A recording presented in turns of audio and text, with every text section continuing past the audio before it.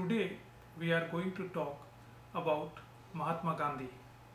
Mahatma Gandhi not as a person but as a thinker.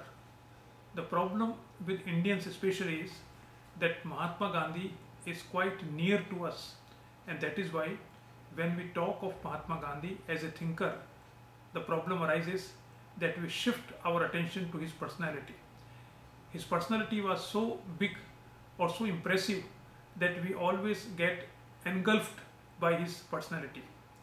He has written extensively, but he himself did not want him to be remembered as an academic person.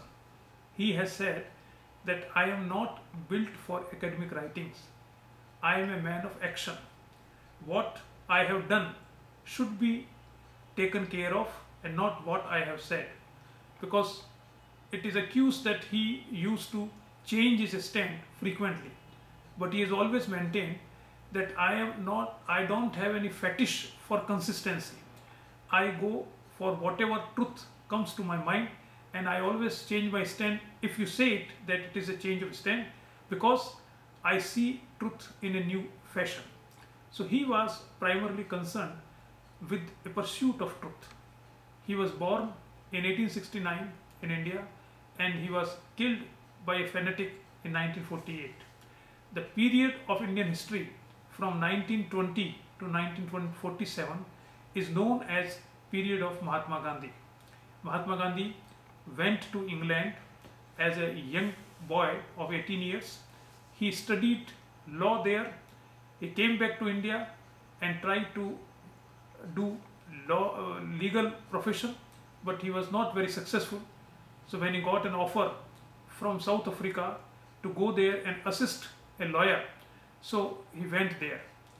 He went to South Africa in 1893 for a one-year contract, but because of circumstances, he remained there for more than 20 years. He came back to India in 1915. From 1893 to 1915, Gandhi remained in South Africa, although he visited India and England in between 2 or 3 times. But he gradually left his legal profession as a lawyer, and he involved himself in the plight of the Indians of South Africa.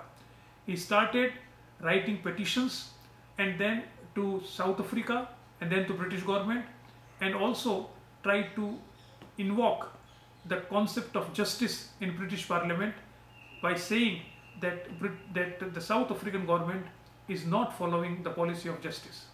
Because of his organizational capacity, his capacity to write petitions, his capacity to sacrifice, and his selfless service to the community, he gradually became the leader of Indians in South Africa.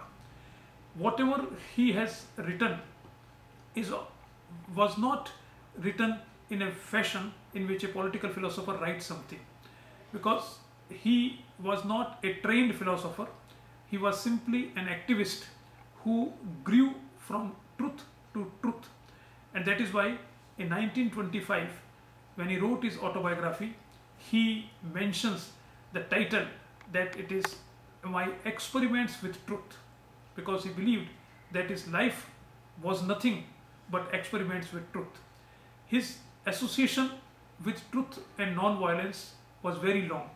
When he was born and he was in his family, when he grew in India, he was greatly influenced by Indian heritage as well as by his peer group and his father and mother and other fellows who influenced him in the way that he became gradually attached to truth and non-violence. Non-violence for him became a mantra, became the life force, and to the end of his life he was totally committed to non-violence. He gave new definition to non-violence, where non-violence is not confined to simply spiritual sphere, but he applied non-violence to social political change, and that is why he is known as a votary of non-violence in politics. He is still worshipped all over the world as the one who introduced non-violence in politics in a long way.